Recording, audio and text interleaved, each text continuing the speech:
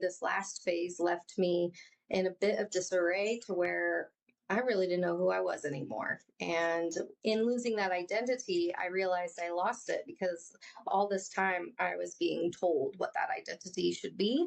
I was being guided by others' perceptions, and I was too talkative, too caring, and too kind, and all the other possible twos that a person could be. And so you could say that I am MJ, your guide to muchness. And hopefully, if you don't resonate with me, you'll resonate with one of them. 3 women, 3 paths, 1 mission. To prove that your story is not your limitation, to guide you towards your muchness, to explore the unfiltered truths, and to challenge every bit of belief that built your mask. This is Go Be Too Much, the unapologetic space for the bold, the healing, and the unfinished, where we decide what's too much was always meant for more. So let's chat. Maybe we'll fuck around and find out just how unmissable we all are. All right. Well, I'm Mary, and you can call me MJ. I'm going to be the host for Go Be Too Much. I would like to say that this is my friend Casi and Mandy that are here with me as well. And they also like to be too much. So we're hoping that everybody who participates in listening to this podcast are people who resonate with the statement too much. And we feel that this is a hot topic that can go in many different directions. And knowing the 3 of us, it will go in multitude of them, considering we all have ADHD. So if you feel like that you resonate with the too much and you resonate with the ping ponging around kind of conversation, we would love for you to stick around and have a chat with us. We're going to be doing this every Tuesday, giving you guys a video, and we don't have topics necessarily that it's going to be every single time. We've had conversations about what we would like for this to be and what we hope for this to amount to be. But as of right now, we are kind of winging it. So I created Go Be Too Much because I have been spending the last probably good solid year, if not more, really redefining myself. I have gone through many phases in life, like most people. And unfortunately, this last phase left me in a bit of disarray to where I really didn't know who I was anymore. And in losing that identity, I realized I lost it because all this time I was being told what that identity should be. I was being guided by others' persons, and I was allowing it. I was saying that I was too sensitive and I was too, literal and worrisome and too talkative and too caring and too kind and all the other possible twos that a person could be. And so part of my journey in healing and recovering from being too much was to actually realize that I was never too much and that I was just needing to be who I am and embracing that to all its potential.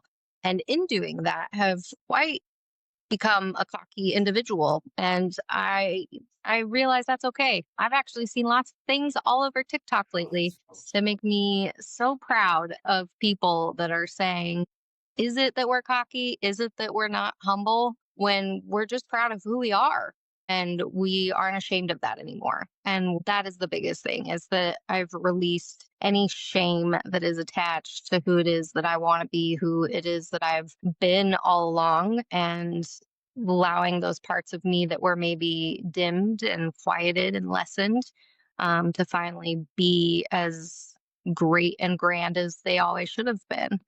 And in doing that, I realized that I wanted to help other people do that.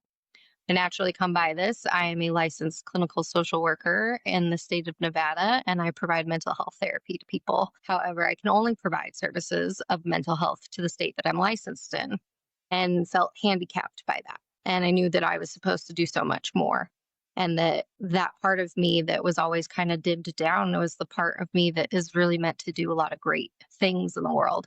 And this is one of those things. So I decided that I was going to start doing life coaching, and that life coaching would be around helping other people also embrace the parts of them that have been told that they're too much. And so you could say that I am MJ, your guide to muchness. And in doing so, I talked with my lovely friends here who are my muchness crew, and they loved that.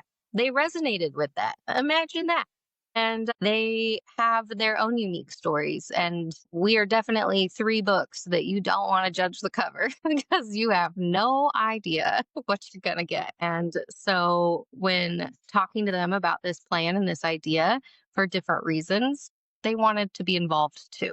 And so tonight's episode, I'll talk more on my journey as well, but I'm going to have them start and share a little bit about why they're here, why they wanted to be a part of Go Be Too Much. And hopefully, if you don't resonate with me, you'll resonate with one of them. So we're going to start with Cassie. Well, hello, everybody. I'm Cassie, and I am so excited to start this. I don't even know what to call it, like this movement, this like empowering feeling of just finally being heard.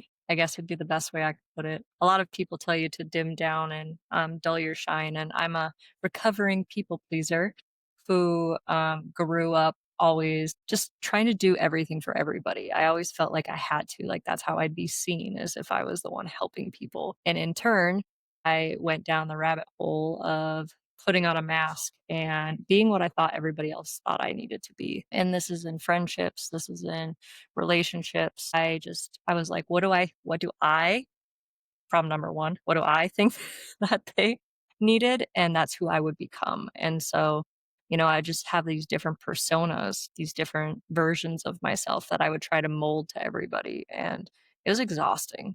And I have learned in recent years that I am exactly who I'm meant to be. I'm a good person and I'm not for everybody, and I'm okay with that. And so, kind of a little bit about it, I had a lot of death in my family from a young age. And so, you kind of took on this masculine energy, and so I definitely hold a lot of that. Like, I don't need you, I can do it myself. And up until recently, in the last 4 years, when I met my fiance, I did everything for myself. And now I'm on the healing side of learning to love in a healthy relationship after, 30 years of being beat down. And so it's kind of crazy to think about that, where I started and where I'm at, but I'm hoping that my story can resonate with people on that end of things. And like MJ said, we are three completely different books, but somehow we just work so well together and our different opinions. And I'm just so grateful and thankful and blessed that I have the opportunity to use this platform to talk about things that people think are too taboo, or, you're too much, you have to fit this mold. Like, no, you don't. Go be yourself. We love you for who you are. And I want everybody listening to this to feel empowered that their voice matters too. So, Mandy, I'm going to let you chime in now. Yeah, nope, no pressure whatsoever after those two. Well, this is a passion project for me in many ways. I came on board because Mary FaceTimed me while I was crashing out in a closet, literally because I was butting heads with so many energies that were telling me I was too much. And in not so many words, different ways, being told that I was too much, square peg, round hole wasn't going to work ever. So Mary was my lifeboat that came along and was like, hey, I want you to be you. I want you to come do this with me. And I was like, what if I say fuck too many times? Is that okay? And she was like, come be you, come do you. Foul mouth bestie over here. Okay. I met Mary in college while we were working on our degrees together. So I am also a licensed clinical social worker in Arizona and now Illinois. Much like Mary, though, that felt very limiting work. Social work is a field and a career that people get into because they know how it feels. They know how it feels to be othered. They know how it feels to struggle. They know how it feels to need help. And I am no stranger to that. I am no stranger to that. I am the oldest sibling in my sibling group, and I very much carry that older sibling energy of everything had to be perfect. I have to set a good example. I have to follow all of the rules. And as a kid, that translated to I was too shy. I was too quiet. I was too tall. I was too big. I did too many things and was quiet for so long that now as an adult, I have so much to say. You will find me yapping on all channels always because I have so much to say. As an adult, I am told I talk too much. I'm too aggressive. I ask too many questions. I have a lot of curiosity.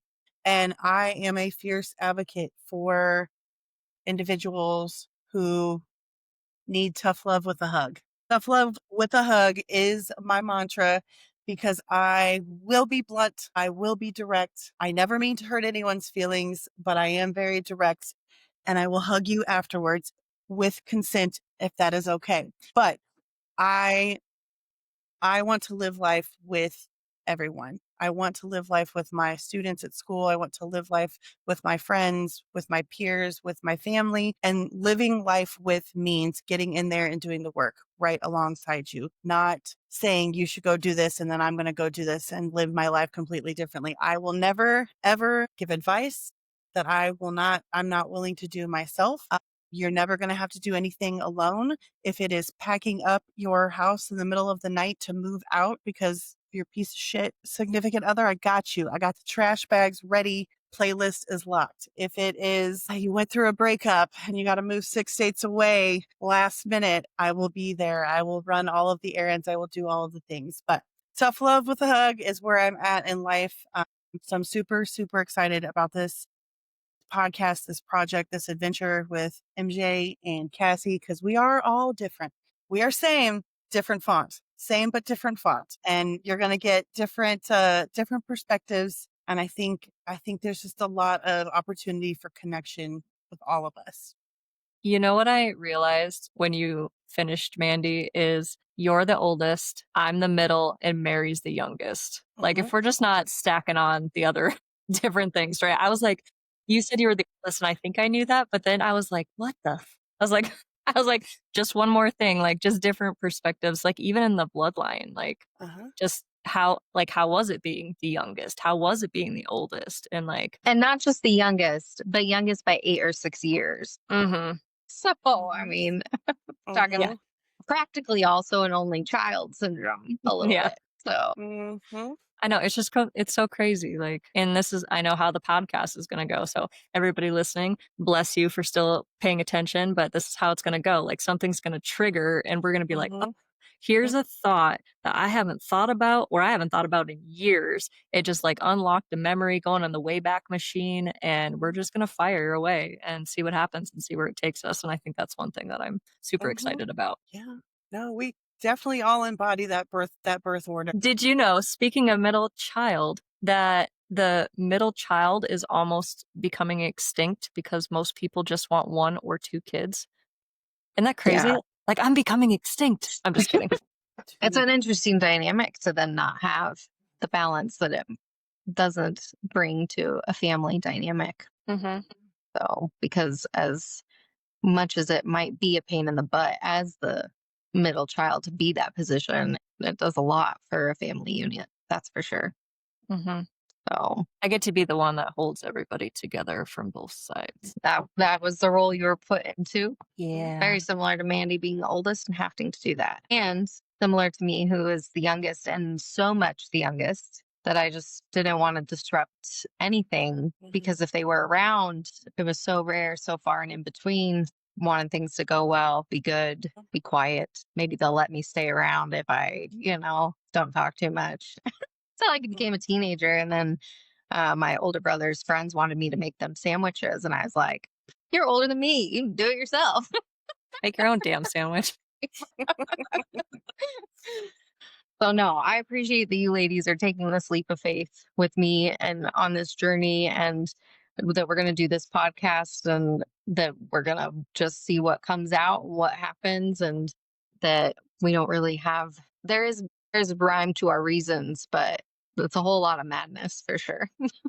when did you know you wanted to go into social work and help people on the level that you do? Because you both do social work, but on two different fronts. Like your guys' avatar is totally different. And I think that would be really good for people to understand, like maybe where it started and like who are the people that you help and Mhm.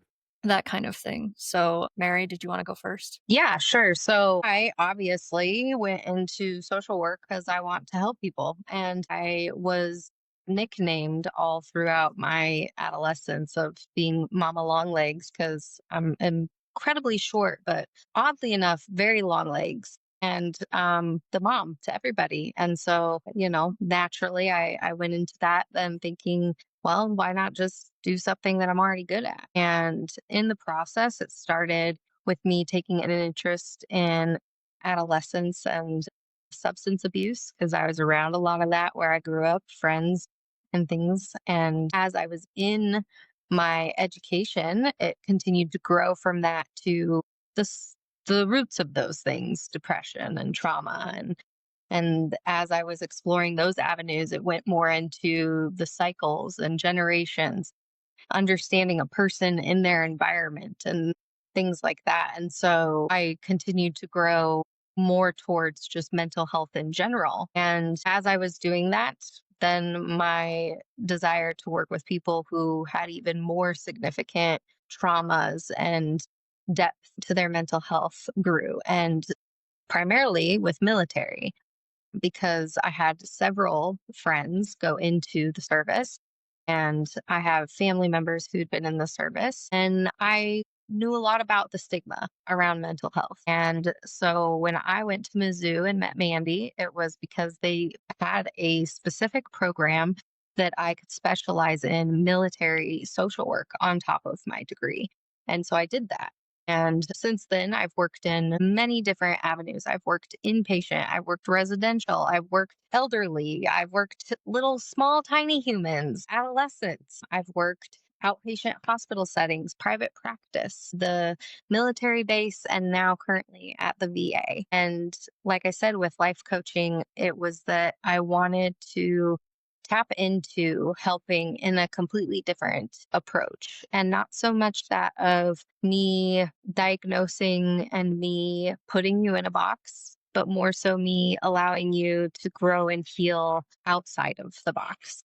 And mostly to help those who, like myself, have been through such significant things in life that people would just be jaw dropped and not believe it, and to know that it's all stems from somewhere, the beliefs that we have about ourselves that stop us from going after the things. I mean, had you told me even just 9 months ago that I was going to be creating a business and doing a podcast, I would have laughed at you and been like, huh, I don't do that. Yes, you would have. And and what's even funnier about that is I've met people since moving here to Vegas where I am who have said to me, they're like, "You're a natural born leader. Like, what do you mean that you shouldn't be doing this?" I mean, one of my dearest friends, one of her fondest memories of me was how I like practically took over and commanded generals and things like that in the setting at work to be like, "Oh no, this is what we're doing." And she's like, natural born leader. What are you not doing? And it is. And it goes back to what I said before about being humble to the point that I can't say those things and I need to. And so to unhumble myself a little bit, I'll say that yeah, I was Mandy's lifeboat in this. And yeah, I've probably, life coached Cassie a little bit along the way. And it's not to say they have not done big things for me in my life because they both know that they have. But I think it would be safe to say that I do what I do and I do it well because I naturally ooze it and I have such passion and drive for it. And I want to reach more than just what social work puts me in a box as. Not that I Mhm. don't still love that. And for anybody in the state of Nevada would be willing to do mental health as well as life coaching. But for anybody outside of Nevada, we're going to get to explore some different options and opportunities of healing and growth that I think could really be a change for the mental health healthcare system in general. So, Mandy. Yeah. Yeah. I'm processing all of the things because I'm realizing big moments in my life happen in the closet. In my first apartment ever, when I had finally moved out of my parents' house and into my own situation with roommates, I finally had my own space, my own room, and I was in my walk-in closet. I had done 2 years of college at the community level because that's what you're supposed to do. I did not even plan to go to college. I did not apply to college. Nobody really talked to me about that. It was get a job, get out of my house, or join the service. Those were the options that were laid out because that was what was known to my family. And I knew none of that was really the route I wanted. I already had a job. I hated working. Missouri had a program where you could get your first 2 years of school paid for free if you just had good attendance and a C average. So I did that, and I was dabbling and trying to figure things out. And I was sitting in my closet and had this aha moment, like, I want to be a social worker. Could not tell you what got me there, but as soon as I decided that's what I want to do, that's what I wanted to do. And honestly, I said it earlier, people people unfortunately don't go into social work and helping fields because they're healed, perfect individuals. They get into helping professions because their life has been fucked. And There is a weed out process. It's not always yes, successful, yes, but correct. And so I think I got into it for one reason, and I thought I went into social work. I had a lot of young people around me, younger siblings, their friends, my best friends, and their younger siblings. I really tended to gravitate towards like the teenagers, and so that's what I went to school for, was to work with teenagers. I don't know what the fuck to do with a tiny human. Don't give me a toddler or a squishy baby. If they can't hold their head up, I don't know what I'm doing. It's not for me. Old people, geriatric was like, they're kind of like mean and grumpy because their friends are dying, and I don't know how I'm going to handle that. So I was like, I don't think I would be the appropriate one for that. Okay. Self-awareness is key. I knew that I was not going to be the person in that situation. And so I found my niche. I started working Boys and Girls Club, I think, was my first internship. And then I experienced a loss that rocked my world of who I consider to be a younger brother. He was my baby bear. I was mama bear, and he was a little shit. He was 17 when he passed away. For so long, I thought he was why I was doing the work that I was doing, the forgotten baby bear. And then the longer I did the work, the longer I worked with kids, the more therapy I did. I was like, shit, it's me. It's my inner teen that I'm trying to heal, that I am trying to support. And she is trying so aggressively to be seen and be heard. And so the work that I do with teens now is what I think my inner teenager wants, just to be who she wants to be, to listen to the music she wants to listen to do the silly things, to wear the things, take up space, quite literally take up space. So yeah, I've worked in not quite as diverse as Mary. I've worked in schools primarily, but I've done after school programs and nonprofits, community mental health. Talk therapy is the route. It's a route, and I have that skill set and I can do that. However, tough love with a hug tends to be a little more direct and a little less maybe traditional than licensure and insurances like to see. And so Mary and her lifeboat of life coaching just really, really fits for me because I want to get in there. I want to do the work. I want to be right there next to my teens and my young adults in those moments of transition, because that is where we figure out who we are. How do you handle adversity when you are going from junior high to high school or high school to college? How do you handle your first breakup? How do you handle getting a job and navigating that? Or how do you handle breaking generational curses and you're the first one in your family to not do something or to go do something? Like I want to be there. I want to be the cheerleader. I want to be on the other side. I want to be on the other side when you get there and you're like, okay, I got it. I had a student today reach out to me, my angry teen, 6 years ago. Everything was awful. I hate this. I don't want to go to school. I don't want to graduate. He reached out to me today to tell me, Miss, I'm doing really good. I just wanted you to know that I'm glad I stuck around. I'm glad that I had you, and God bless it. God bless it. He reached out to just let me know that he's doing okay. And I love that. I love that because he's in his 20s now. And that's the point. When you get to the other side, there is life over there. But it's really fucking hard to see that at 17. That's not what any of us wanted to hear. That's what none of us believed at 17. So that is why I am so passionate about the work that I do with teenagers in the settings that I am in, because it's wild out there. It's wild out there to be a young adult, but also still be a kid. You're somebody's kid. You're having to navigate that. And so that is where my passions lie. I love the work that people do with older individuals and babies and toddlers, but that's just not where my skill set lies currently. They do the young ones either. I mean, I did in that particular setting, and it was the roughest setting you could work with smaller kids in an inpatient setting. But other than that, I've only ever done adolescents and up, right? And I also didn't expect me to be really for the older generation, but I love my little old veteran people and how grumpy they are, how they're so nice and tell me how nice I look for the day, and are of a generation that we don't have anymore. And I'm hearing their stories and things like that. But I like to work with them the same reason I would like to work with teens and with women and people, men even of my current age and all the in betweens, is because it's like you said, the transitioning and giving people that belief that at any time our life changes, and at any time we get to decide how that change is going to look and who we are within that change. And that is probably the biggest point of this for me, and even creating it, is to help people know that no matter where you're at in life and what you're going through, you get to change the direction at any point, and you get to heal the things of the past that are blocking you and stopping you, and that it is possible to start over, to start new,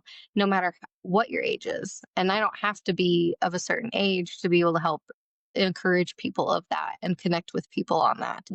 So, and I know that we're very much mental health, but Casi, you and what you've done throughout your life and finding your way to who you are now and where you're at in life now, it goes along with this just as much. So why don't you share about what it is that you do? Well, thank you. It's kind of interesting because I've been told many times that I should write a book on my life because it's just some of the craziest shit. I don't even like. But why I started working is because my dad passed away when I was 10. And my mom had to take on the role of mom and dad and raising 3 kids. And bless her for doing whatever she had to do. I'm from a small town of 500 people. It's actually called a village. We go real tiny. And there was a Dairy Queen. And I remember when I was 12, I was like, when I'm 14, I'm going to work there. And every year I told them, every summer, because it started on my birthday, they'd open because it's seasonal. It was from like April to like September-ish is when it was open. And every April, I was like, I'm going to be there when I turn 14. So literally the day I turned 14 is the day they opened. And I was like, I'm here for my job. And it's so funny to think because it's like, what 14-year-old wants to go to work? But I wanted to have some money so that way I could afford some school clothes and like in my 14-year-old head, I wanted to offset what my mom was going to have to put out for us because she was working so hard. So it's kind of crazy to think that I've been working for over 20 years. That's really weird because I'm not that old. I've done customer service because I always say I'm an extroverted introvert, but I do love people. Plenty of times I've had people go, why don't you be a guidance counselor? Like, it's so easy to talk to you. And I was like, nah, I'm good. I don't want that. I don't want that smoke. It's not my cup of tea. Bless both of you. I've always met people and they've always told me, they're like, Casi, you just make me feel so heard and so seen. And even in my like earlier years when I was just, living in my trauma survival mode, in my people pleasing mode, I still wanted everybody else to feel heard and to be seen. And it kind of reminds me of like Robin Williams or Heath Ledger, where the happiest person actually is the saddest person in the room. But nobody thinks that because we're always the one telling jokes and the one that's always smiling. And one of my defaults is if I make fun of myself before you do, then you can't hurt my feelings because I already did it. And it's a trauma response. But everybody's always like, Cassie, you're so easy to talk to. And like, I had a girl reach out to me today. I was checking on her because I haven't heard from her in a couple days and I was worried. We just started being friends, but she's like, what did I do to deserve you? And I said, being exactly who you are, because I like you. I think you're a great human. And that cycles into what I do now is I do real estate in Utah. And I just want to start off and say that I freaking hate sales. It makes me laugh that I'm in a sales position because I fucking hate sales. But I am in the relationship business, and the people that I have gotten to help so far, I could tell you everything about them. And I have people go, how do you know all that about them? And I'm like, well, I asked. And and I'm like a sponge. I just absorb everything you tell me. And like, that's why I love real estate, is that yes, I get to put you in a house, but I get to know who you are along the way and then find the house that fits what your needs are when you don't realize what it is. And pointing those things out, like you, Mandy, I'm a blunt asshole and I'm going to tell you and be like, this is a good fit or this is not. And I don't think I'll be able to change the industry, but the people who are for me will find me and they will realize that not all real estate agents are the same and that we're not out there to make a paycheck. I'm actually out there to make a difference, and paycheck comes, don't get me wrong, but it doesn't come unless I do the job. I get to know who you are. We get to the closing table. And so even though I don't do therapy like you guys, I still build relationships and walk people through things. Like every single day, I just have new stories about these things that people tell me. And even though I'm not a therapist or a life coach or anything like that, people tell me their stories. It's just crazy, like how I am thankful that I have chose to go to therapy. So anybody listening, I 10 for 10 suggest therapy because you will learn the wildest aspects about yourself. It is a wonderful thing and you uncover so much, and just I can't even explain it. Like I just am such a huge proponent of therapy and understanding why you are the way you are and how to harness that energy, because you're not too much. That's the whole point of this podcast. You are not too much. You are just enough who you are, and you're not for everybody, and that's okay. And that's okay. You're not for everybody, and that's okay. A word.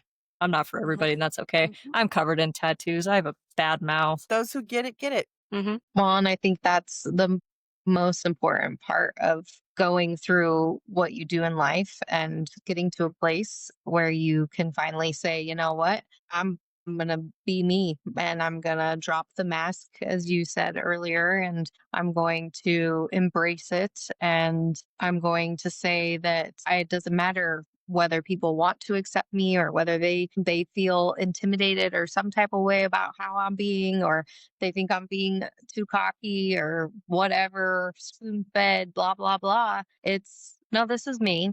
And the people who get that and can see the realness of who I am and the authenticity and the unhealed healing parts and have acceptance, then those are the people I want around me anyways. So, people always say, if I'm too much, go find less. I was just about to say that.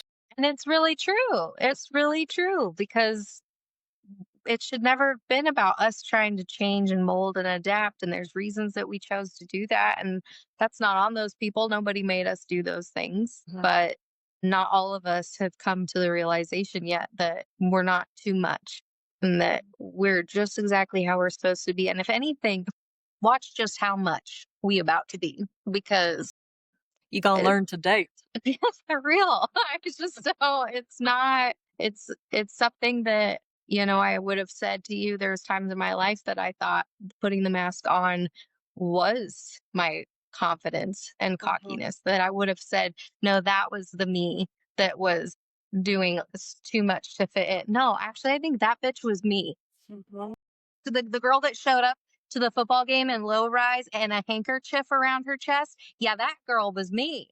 That's not the girl that I was faking to be, but she was too much. So she was not dim, too much. She was not too much, because this girl right here thought you were a movie star the day I met you. And I might as well tell the audience this now that I brought it up. So when Mary, back in the MySpace days, we'll just age us real quick on that top one. 8. Yeah. Move. She wished. No. Whatever. I was like your number 2 forever.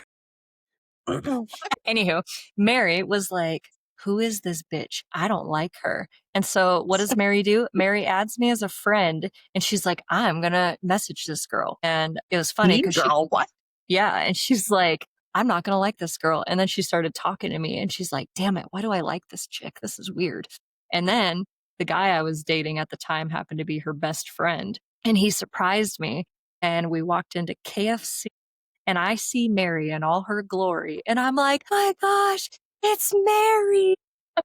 Seriously, she lit up like I was somebody famous. I just was like, fangirled so hard. I'm like, who's this Mary chick? And then, gosh, how long ago is that? 15, 16, 17 years ago? That's a long, no, to be fair, my it's almost been hatred wasn't 20 just like years. a mean girl out of nowhere. She was going after the guy that I had been on and off with for like majority of my high school years. That by all means now I'd be like, have him.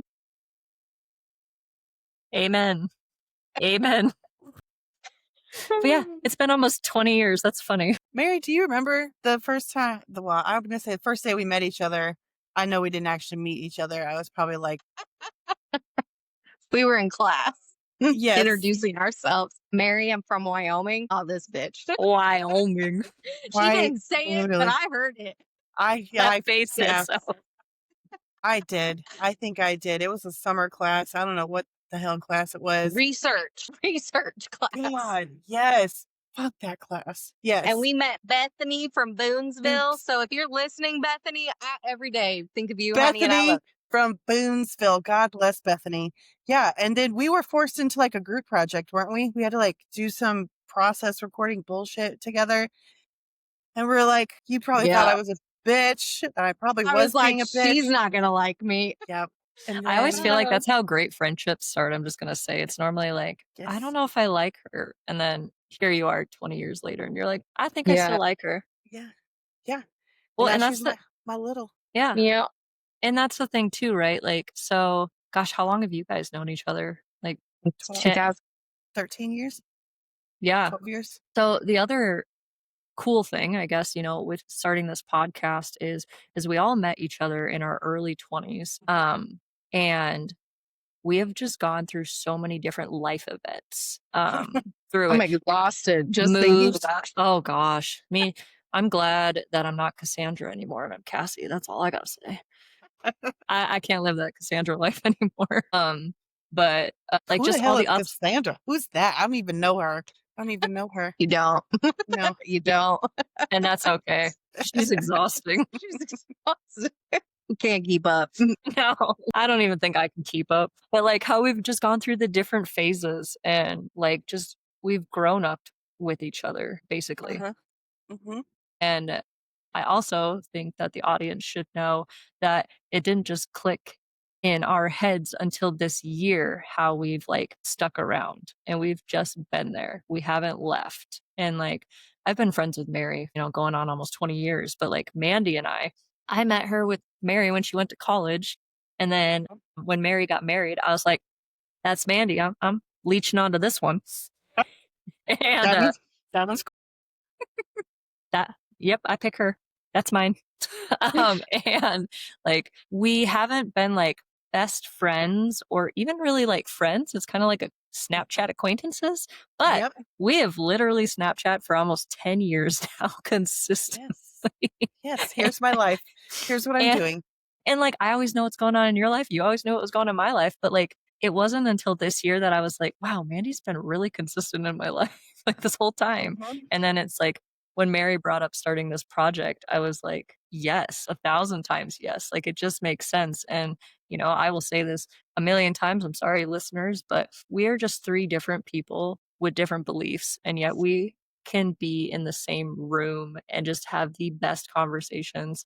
And I think the world could use more of that because when you have different opinions, people think that you can't be friends. And they think because you're over here and they're over here that there's no bridge. And it's like, no, like I'm not going to say that they agree with everything I do in life. And maybe I don't agree with everything they do, but they are good people.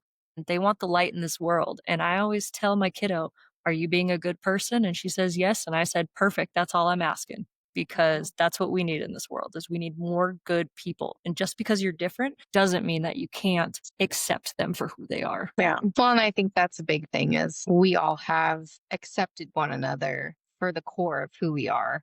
And even though we've seen each other go through many different things and find ourselves more along the way, I think there's a resonance of us all really truly knowing one another. And so the mission and the purpose of this podcast, today we went over who we are and why we're kind of here and what Go Be Too Much is for us. And we just hope that people will resonate with that and that people will feel like this is a topic they want to tune into and listen to. And if they don't, then fuck, we could yap in together and we love it and we'll watch it. But if people listen in, I think that we all hope that it's that they get something out of it for them from one of us that they connect to, that they resonate with. And one episode, it might be one person, and another episode, it might be somebody else. Sometimes it might be a more calm, serious kind of talk like tonight, and other times it may be really Batshit unhinged, crazy. and who knows? But that we want people to truly start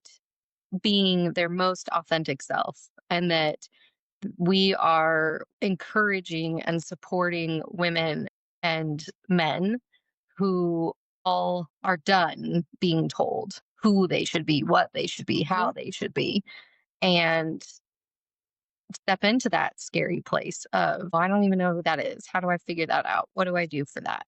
How do these people do that? Yeah.